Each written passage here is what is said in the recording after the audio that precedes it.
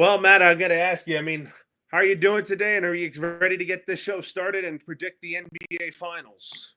I'm ready to get the show started, and as much as we want to get into the NBA Finals, before we even came on the air, we did get hit with a bombshell in the world of the NBA. We did. We got to talk about that. The New York Knicks dismissed Tom Thibodeau after 5 seasons. James Dolan kind of was not messing around because I think he wants championships. And I think going to the Eastern Conference Finals wasn't enough for James Dolan. It came as a surprise because the Knicks went to the Eastern Conference Finals for the first time in a quarter century. You figured that they finally got over the hump, and you figured that maybe big things were in store, especially now with the pieces that they had. But I think the problem with Tom Thibodeau was he does not utilize his bench and his starters get exhausted. And I think there was maybe some tension between him and James Dolan that led to this. Also, there is a possibility that Mike Malone might be the next head coach of the New York Knicks. Because if the Knicks want championships, you got to go with a coach who has championship experience. So you're saying that were you saying that that Mike Malone is probably going to be the next head coach of the Knicks? I think the Knicks are going to be aggressive and probably try to hire him. I think so. I agree. I think it's Malone. Oh, sorry that we had voice malfunction here, but my thoughts on the Knicks firing Tom Thibodeau. I didn't think it made sense, but I felt like James Dolan didn't like how Tom Thibodeau was using his starters the whole game. And I'm like, you can't do that as a head coach. I mean, you don't want to exhaust your starters. I mean, that's just basic 101. But the thing is, the Knicks didn't really utilize their bench at all under Tom Thibodeau. And listen, the Knicks were a good team. They were a top 3 team in the Eastern Conference. But that doesn't necessarily mean that you don't get anywhere when you don't make it to the NBA Finals, which Knicks fans have been clamoring for years. And they fell short against the Pacers, and I guess lack of depth in the bench cost them.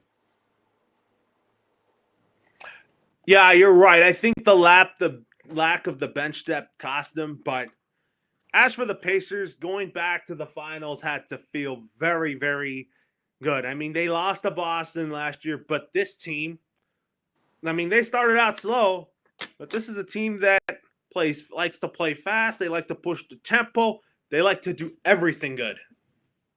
Listen, I like this Pacers team a lot. They surprised me in the playoffs. I thought the way they handled the Cavaliers was really impressive, and I do think the way they handled the Bucks was also really good. But think of it, the Pacers were the underdog in each playoff series, and they proved everybody wrong. Whether or not they can do the same to the Thunder is completely, up for grabs as a question. I think the Pacers can put up a good fight, but if we're going based on who has the mojo right now, I think it's the Oklahoma City Thunder. Yeah, Oklahoma City they've dominated the entire series. It wasn't shocking to me that they beat Minnesota in 5. I thought Minnesota was going to make it a 7-game series, but the Minnesota Timberwolves, building around a guy like Anthony Edwards. Anthony Edwards is like the new face of the NBA right now.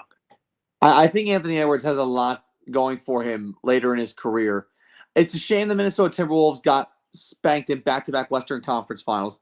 But I still think with Anthony Edwards and Rudy Gobert and Naz Reid and Chris Finch as the head coach, I think this team's future is bright, but I just don't think they're ready yet.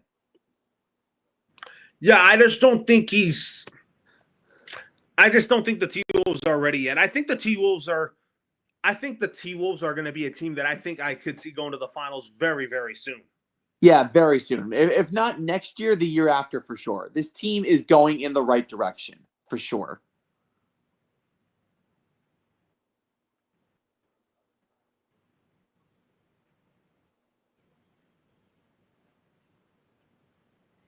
Yeah, this team's going in the right direction. I think Chris Finch is the guy. Now, what were you going to say, Matt? I think Chris they're going in the right direction. That's for sure. Yeah. 100%. Yeah, I think you're right about that. Chris Finch has done a really good job with this team, and I think that big things are coming soon for the Minnesota Timberwolves and all that. But Anyways, here in this series coming up, OKC and Indiana. When it comes to who I want to win this series, I'm picking the Indiana Pacers to win this series in 7 games. I'm picking Tyrese Halliburton to be the MVP of the NBA Finals. I thought Tyrese Halliburton was going to be the MVP of the Eastern Conference Finals, but Pascal Siakam, the way he played, he earned that award. I'm actually surprised that Tyrese wasn't the ECF MVP because he played lights out the entire time. But hey, listen, Pascal Siakam, he got his roses. But for me, when looking at this NBA Finals, I think you got to look at how well constructed both teams are. And to me, Oklahoma City just was so dominant throughout the entire season. And this team is so young. The fans are clamoring for a championship. And I think the time is now. Yeah, I think. And how many games do you think this series, this NBA Finals will go until?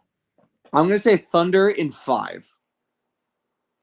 I said Pacers in 7. MVP of the Finals is Tyrese Halliburton. And what about you? Yeah, like I said, Thunder in 5. And I think my MVP, there's only one guy on the Thunder that I can think of, and that's Shai Gilgeous-Alexander, our NBA MVP. Oh, yeah. SGA. I think he's the reason why OKC got to this point. I also think Chet Holmgren's going to play a big factor in this series. Yes, I think so too. And also guys like because I think OKC is young and explosive, and I think this is going to be such a fun NBA Finals to watch, even though those are 2 low market teams at it. You want to know what the unfortunate part about it is? You mentioned it right there. Like, these are 2 low market teams, which stinks because these are 2 really talented basketball teams. And you figure that seeing 2 underdogs go at it would add more hype and more excitement to the NBA Finals. But when in the case of the 2023 World Series, different sport, when the Texas Rangers took on the Arizona Diamondbacks, the ratings were low. So I don't know how the reception is going to be for this NBA Finals. I hope that we at least get a competitive series, but I don't know how the ratings are going to be. I feel like the ratings should be much better. Yeah, I agree. So, anyways, now let's talk about some baseball here. I mean, the Dodgers took 2 out of 3 from the New York Yankees. Ryan Yarbrough pitched very well in that series finale. And Luke Weaver is going on the injured list. But Devin Williams has a chance to redeem himself here. I mean, even though he started out rocky, Devin Williams has picked it up lately. Nope. So you're crying because of that. Devin Williams gives me anxiety on the mound. He gives me anxiety. And the reason why he gives me anxiety is because he's had big leads to work with, and he would blow them sometimes. Or he wouldn't have a good fastball command, or he would just have bad nights. It's just an unfortunate. The problem is Luke Weaver was a dominant closer. And it's gonna stink not having him for a month or 6 weeks. And I think that when in the case of the Dodgers series, I want to talk about that for a second.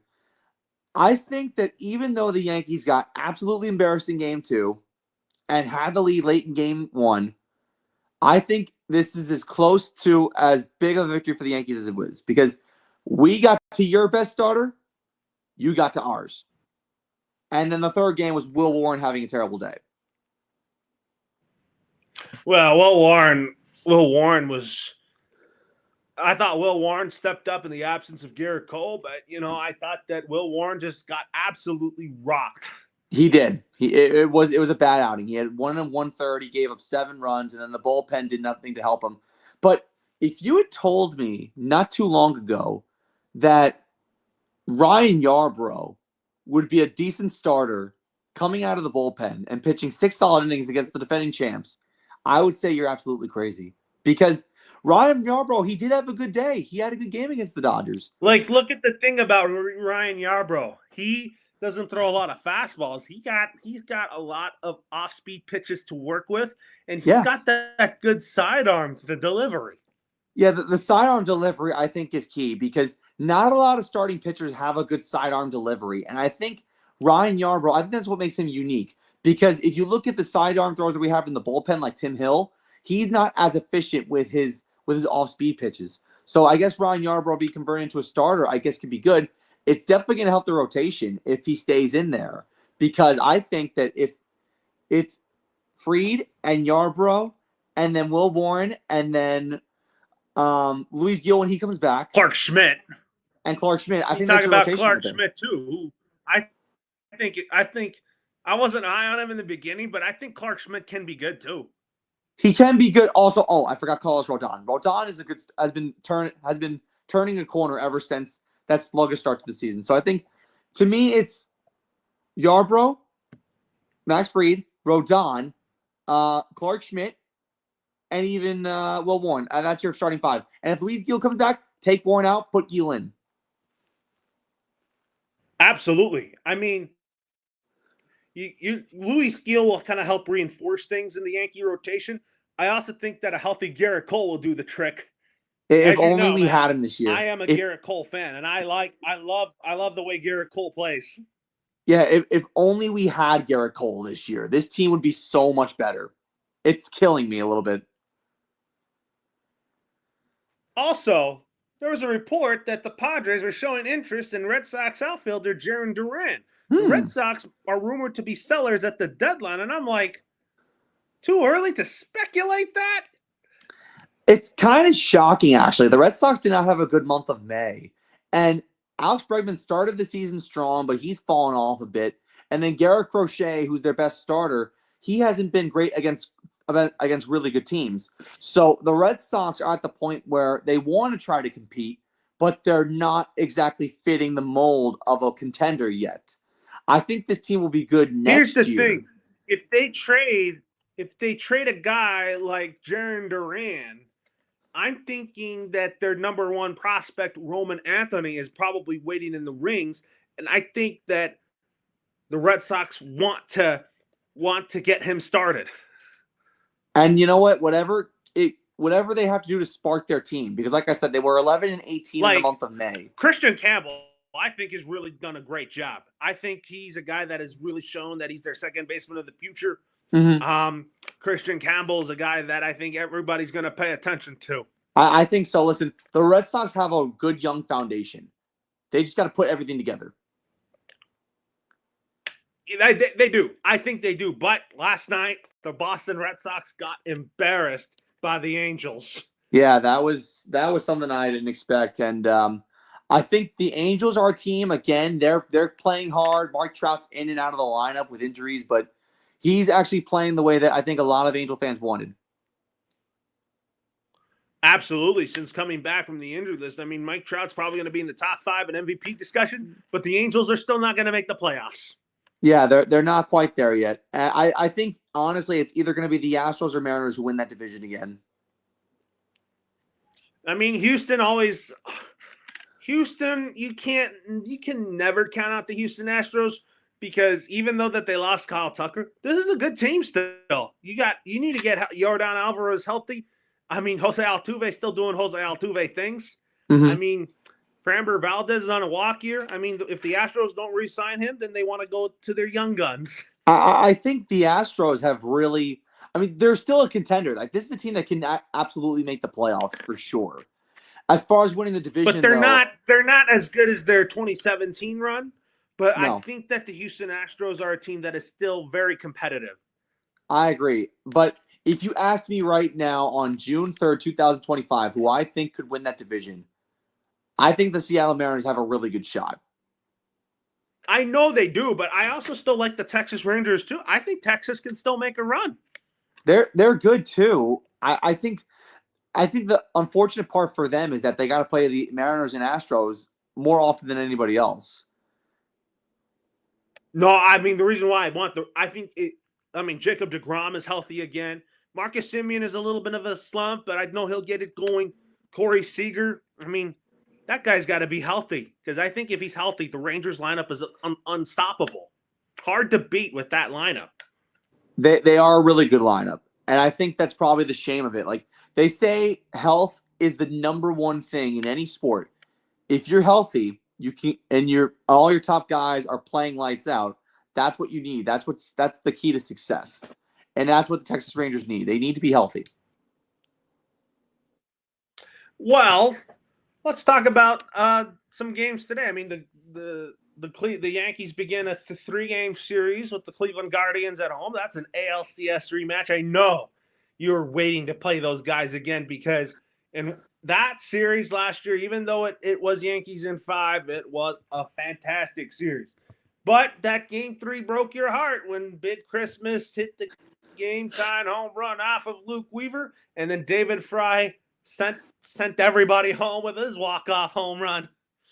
I mean, that was the one bad game the Yankees had that entire series. I think the Guardians, even though the Detroit Tigers have proven that they're the best team in the American League and in the American League Central, this Guardians team is still well-rounded. I like the fact that they added some pieces to complement their young core. Stephen Vogt is still one of the better managers in the American League. And I think this should be a good series. I know that Carlos Rodon is going to be on the mound today, so that should be a good start for him.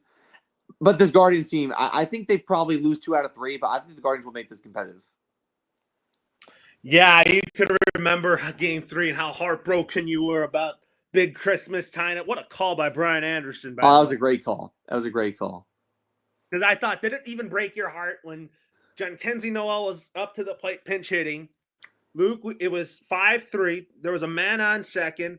And then when he hit that ball, he threw his bat. And then you would hear Brian Anderson, "Oh my goodness, Big Christmas has tied it."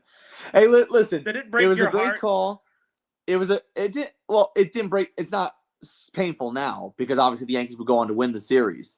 But it was a good call. And when Jock Henry Noel, I remember when he hit that ball, he knew it. He knew it when he hit that ball, it was gone. When he hit that ball, did you get mad at all, Luke Weaver, for that, or? Well, listen, they say nobody's perfect. That was the first time Luke Weaver really showed that he was human. And it's fine because, like I said, the Yankees wound up winning the ALCS, so it was okay. But it's going to be hard now because if the Yankees have a 1-2 run lead, if you got turned to Devin Williams, that's what I'm scared about.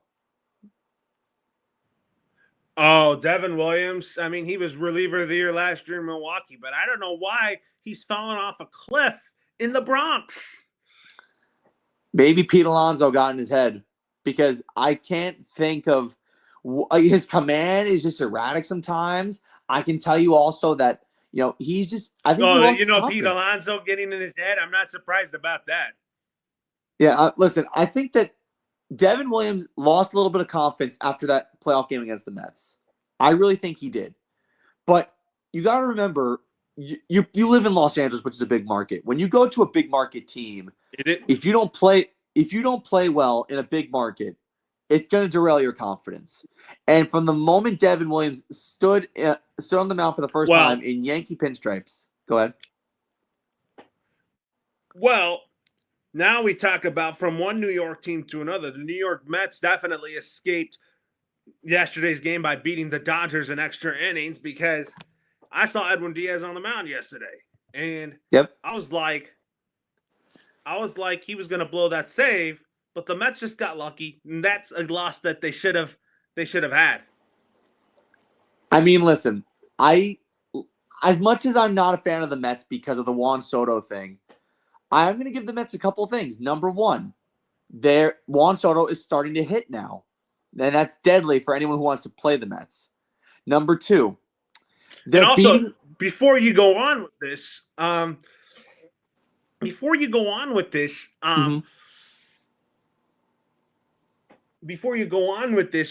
Mets are still unbeaten when Francisco Lindor homers. And I saw that he hit a leadoff home run yesterday against the Dodgers. He had a good game yesterday too.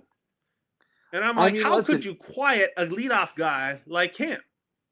It's very hard to. I mean, the Mets are undefeated when Lindor's on the mound, like you said. But like I said, the Mets have everyone. They're firing on all cylinders. They're the best team in the National League by record right now for a reason, because Lindor's hitting home runs. Alonso is consistent at the dish. The pitching is not fantastic, but it's good enough to win ball games. And they've proven that. No, the Mets are not that fantastic. They're The not Mets are not the fantastic. bullpen and the. I mean, Kodai Senga's fully healthy, and Kodai Senga, I think, has had a very good year. I mean, fully healthy. He's really kept the rotation at float. Yeah, he has. He has. But I got to show you something right here. If you know Frank Fleming, the guy that always throws a tantrum. Oh, I know that guy. Yes. From I know Barstool Sports. I was when I was watching that Mets Dodgers game yesterday, I was kind of thinking, with Edwin Diaz blowing that save, I was like, Frank Fleming was going to throw a tantrum again. But I guess the Mets cooled him off a little bit with that win. Because some people were saying, man, the Mets are going to send this guy to the hospital. That's true. He's they're going to send that guy to the hospital for all this yelling he does after they lose. Hey, listen, he's just a passionate fan. But passionate fans can sometimes go overboard. Or here's my question for you. Did you remember the video I showed you when he was yelling at his lungs out on the Miami Dolphins, wanting them to fire McDaniel and Greer? Yeah, I remember the video you sent me. And I think it's just, like I said, he's just a very enthusiastic fan. And over-enthusiastic fans get crazy sometimes. Yeah, he overreacts a lot. I mean, he's a guy that I think is so passionate about his sports teams like the Devils, the Knicks, the Dolphins, who I like. I think they're a good team, but I don't know why he would say things like Miami Dolphins need to restart. And I'm like, no, they don't need to restart. That's the guy you gotta tell, take a chill pill. Take a chill pill. Take a chill pill on the Dolphins. Like, I know you want this, you want that. I mean, I like McDaniel and Greer. I like McDaniel. That's the Dolphins head coach. But right. With him, I don't think he's a fan of Mike McDaniel. I'm like, why do you not like that guy? He's such a cool head coach. I guess very it's just chill. Yeah. Mike McDaniel is very chill. He has a very interesting personality. He does a great job running the Miami Dolphins offense, and he is a Tua believer. I guess loves Tua. He loves Tua. I guess to death. Mike McDaniel is not Frank the Tank's preference. Oh yeah, that's what I'm saying. Frank the Tank, who's a big Mets fan, I had to talk about him with you because there's going to be some tweets that he's going to say about this game. Like, I think he said something about like, I don't want Colorado taking salvaging a series with the Mets. He would say like, these umps need to be fired.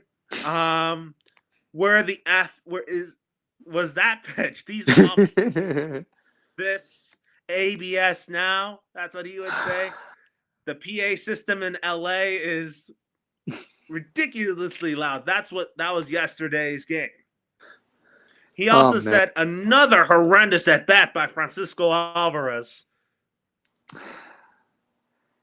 Oh my God! And speaking of Francisco Alvarez, I think Francisco Alvarez is struggling, but I still believe in him. I still think he can hit for power.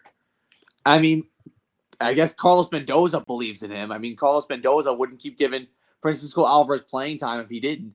Alvarez has struggled, and like those struggles kind of go back to the last postseason. Because even when the Mets made it to the NLCS, Alvarez was not a factor. So he needs to hit his stride if the Mets want to be legitimate NL contenders. And then he also, Frank Tank, here's another tweet. Brazaban lost the plate. Brazaban is stinking it up. Oh my God. That's where his nerves got to him.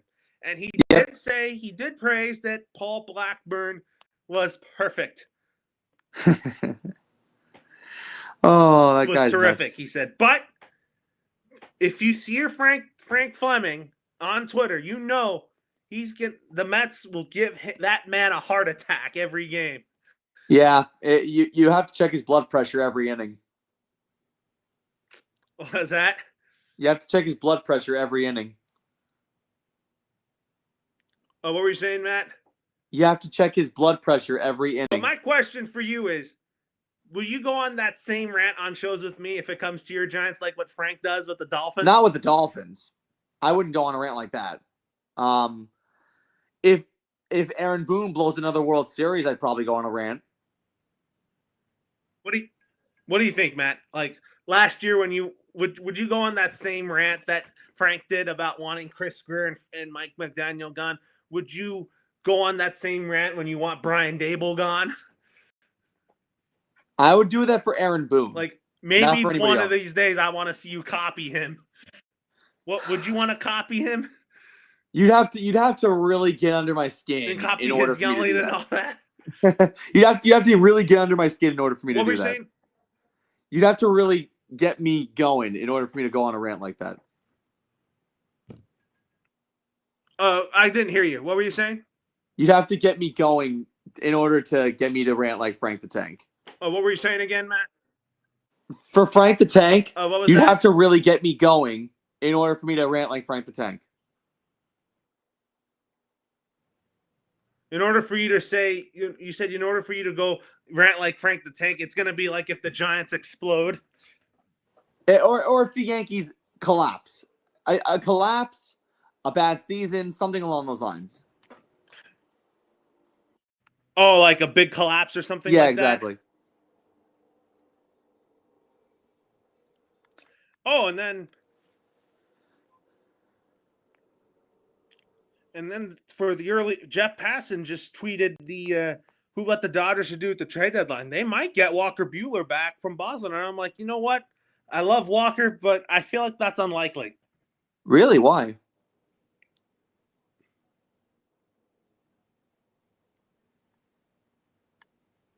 Why don't you want Walker Buehler? What do you think? I think you'd want Walker Buehler, no?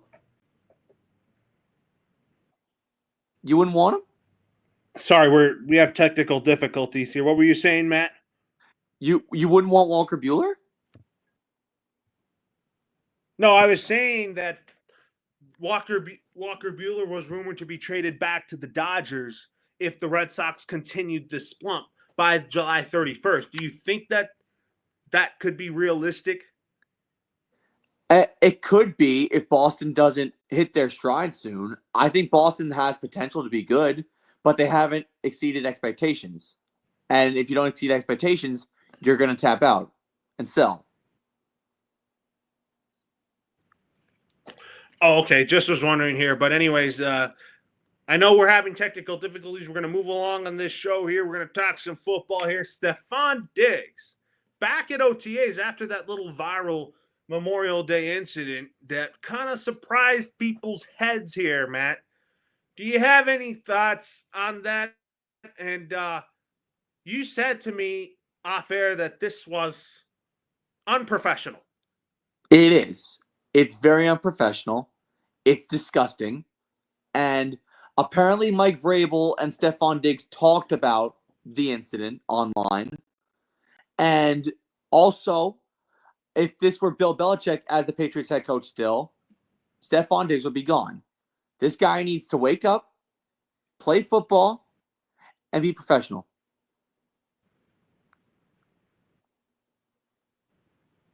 So you're saying that Stefon Diggs, what he did, it's was inappropriate. Embarrassing. It's massively inappropriate. And then, I mean, here's my thing about it. I mean, why would he do a thing like that? I mean, I know he was just having fun on Memorial Day on a boat, and I'm like, why did the girls get like why did they do something to make him look bad?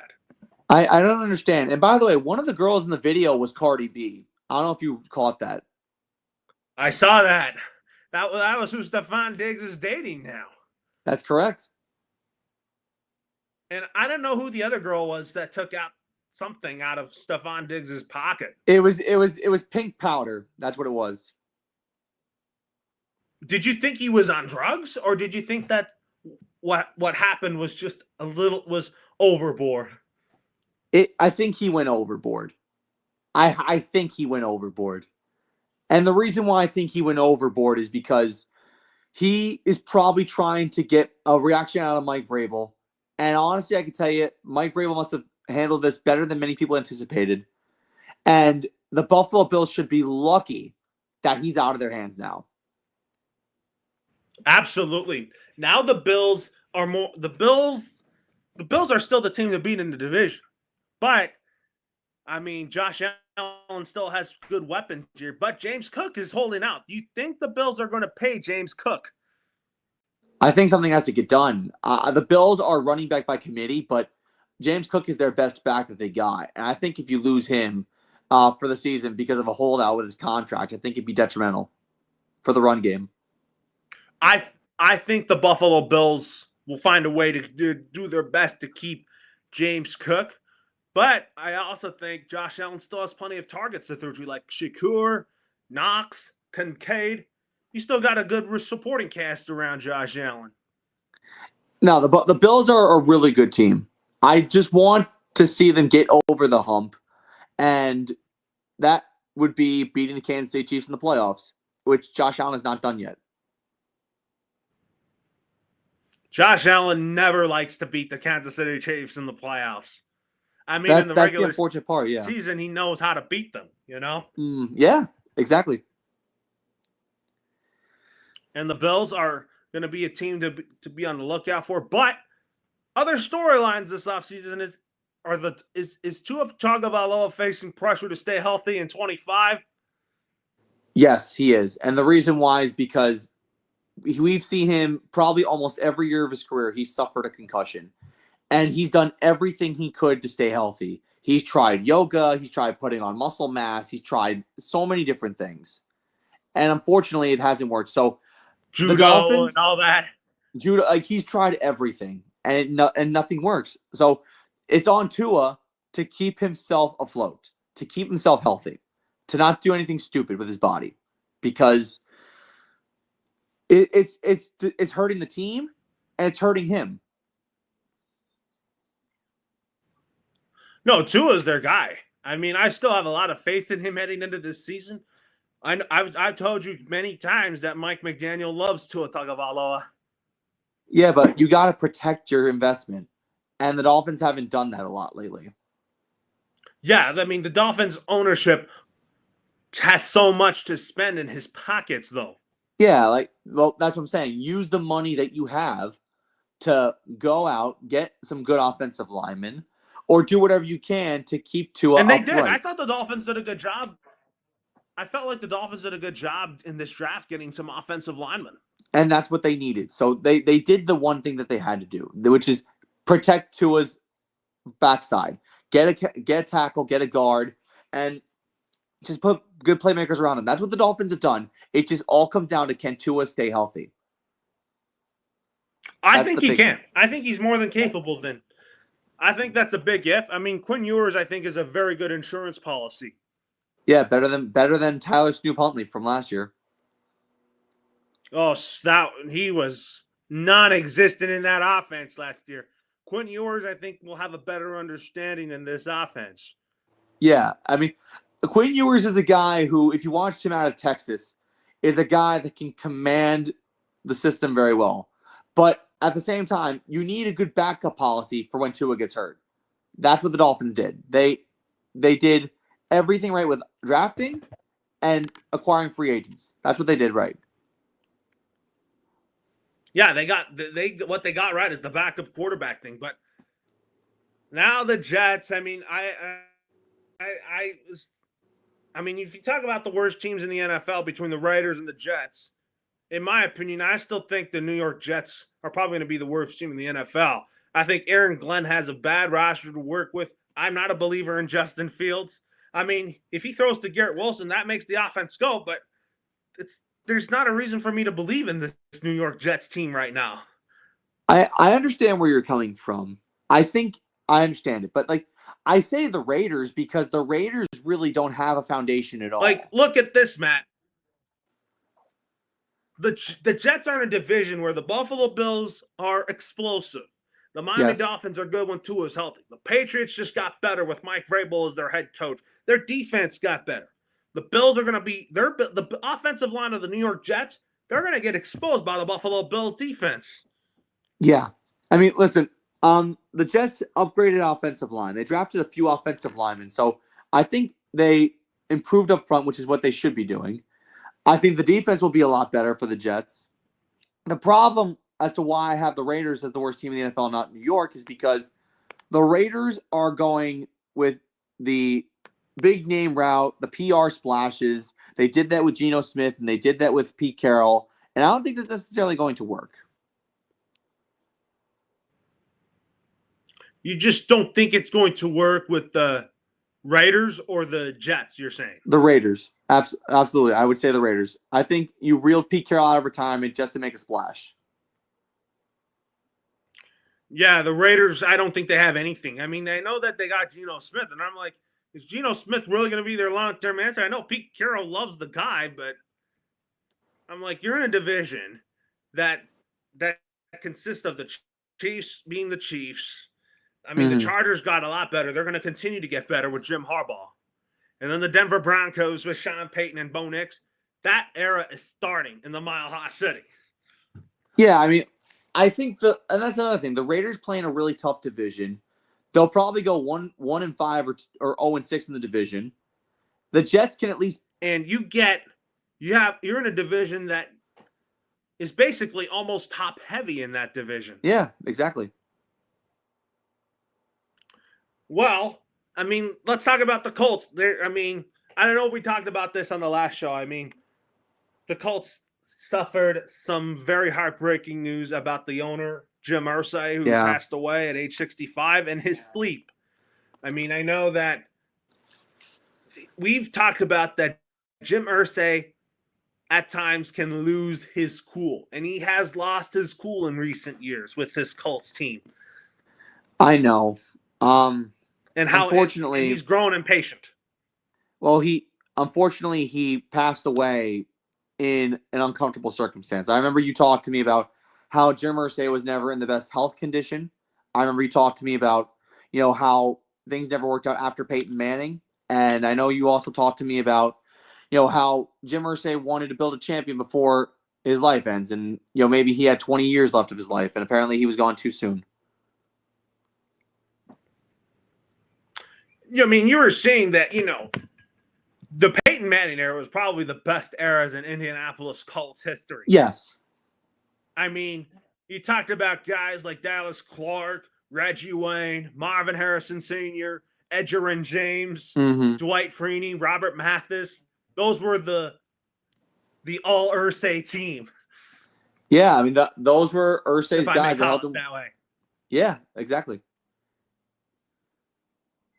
I mean, those were the guys that started the Indianapolis Colts Foundation and playing for the horseshoe and all that. But after Peyton Manning and then Andrew Luck getting injured and all that and retiring unexpectedly, Jim Irsay started to lose his cool. Like in 22, talk about after losing to the New England in Week 9 of the season, and he basically threw Frank Reich out the gate. Yeah, and then he tried to bring in Jeff Saturday to make it work. Yeah. Yeah, Jeff Saturday didn't work out. Hiring Jeff Saturday's interim head coach was not really a Chris Ballard move, because I think Chris Ballard is one of the smartest GMs I know out there. Yeah, it wasn't him. It was just Jim Irsay. Don't you think? Yeah.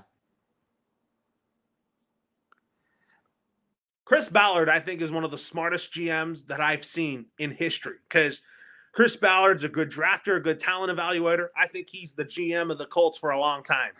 Yeah. I mean, Chris Ballard's hit the nail on the head with a lot of draft picks. I mean, he's nailed on a lot of great draft picks. And I like him because I feel like that Chris Ballard is probably I don't think Chris Ballard is the problem for the Colts. I think the problem with the Colts in recent years was Jim Irsay being on this with coaches, and quarterback carousel is kind of the problem. Well, and Jim Irsay losing his cool on coaches. Well, Jim Irsay, I wish he could have lived his life a little bit longer and a little bit better, but he did unfortunately lose his patience with a lot of people, and he burned bridges with a lot of people. But I think his dying wish probably would be that he wants Anthony Richardson to work. And so far, it hasn't really nailed. His dying wish is like going to the Super Bowl for the Colts. But realistically, that's not going to happen. The Colts need a lot. The Super Bowl thing for the Colts is like... The Colts need a lot to happen, right, for them to go to the Super Bowl. I know. I mean, they need everything right to go to the Super Bowl. But speaking of Anthony Richardson, I have a feeling that the Colts will stick to him to start the season. But say by week 5 or week 6, what if he struggles? Do you turn to Daniel Jones? I would say yes. I would say yes, because at least Daniel Jones has some veteran experience that can guide this offense to success. The problem with Anthony Richardson is he's been injured, he's been lazy, and he's been inconsistent. And eventually, Colts fans are starting to run out of time with him. I think Colts fans really want they want results right away. They want a what they want is a long-term quarterback. Yeah, and they haven't had it since Peyton Manning left. I mean, Andrew Luck gave them years, but it wasn't enough, you know? Well, Andrew Luck, the unfortunate end of his career was that he suffered too many concussions and had to call it a career. Oh, yeah. Andrew Luck. I thought he was good, you know? Yeah, it's kind of a shame. You figured Andrew Luck would last longer and make something of himself, but unfortunately, he was gone too soon. He left too soon. It's what could have been. Let's talk about baseball for a minute. I forgot to ask you this. I mean, Corbin Burns just, he has elbow. He just was placed on the 15-day IL. Do you really think that injury, his elbow injury, is going to be short term? Well, for the Diamondbacks' sake, they got to hope it's short term, because I know they put a lot of money into Corbin Burns. And I remember we had a call earlier today. You mentioned that Zach Gallen might be gone because of Corbin Burns' contract. So for Diamondbacks' sake, they better hope that Zach Gallen might. Yeah, I mean Zach Gallen. Zach Gallen might not resign with the Diamondbacks this winter, just because that Corbin Burns contract is still eating up Arizona. They still have Eduardo Rodriguez's contract eaten up. Mm-hmm. But the only players that I could see the Diamondbacks keeping is potentially Merrill Kelly might be moved at the deadline, but I don't know if the Diamondbacks want to move Merrill Kelly. The Diamondbacks have a lot of really good pitching. And I think the last thing they want is to lose a really quality starter. Here's the thing with the Diamondbacks. Their starting pitching is not really the problem. It's the bullpen that blows games. That's true. That's correct. The bullpen has not been efficient. Like Corbin Burns is probably their best starter right now. But the other starters in the Diamondbacks rotation, they probably don't eat up innings. They don't. The bullpen gives up leads really easily. They get involved in high-scoring shootouts because the bullpen can't secure it. I think the Diamondbacks have had a decent amount of quality starts, but look at their team ERA. It's not good.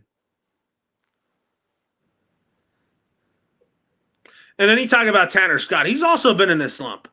Do you think the Dodgers should remove him from the closer role too? I think if Tanner Scott's slump continues, because think of it, the Dodgers were the prohibitive favorites to go into the 2025 season winning back-to-back titles, with the prospect of winning back-to-back titles. And to me, I think that Tanner Scott was a high-profile free agent that the Dodgers acquired, and he hasn't been productive. I think at some point he's been in a slump right now. I mean, he's been in a slump right now, but I think he can get over it. He has to turn it on effectively. I think this series is the right series to do it, because the Mets are seen as an equal to the Dodgers right now. They're the best team in the National League. You got to make a statement against the best teams as a closer. Well, anyways, we're still dealing with malfunction things, but that's going to do it. But have a good day, everybody. Have a good day, everybody. Sorry about that.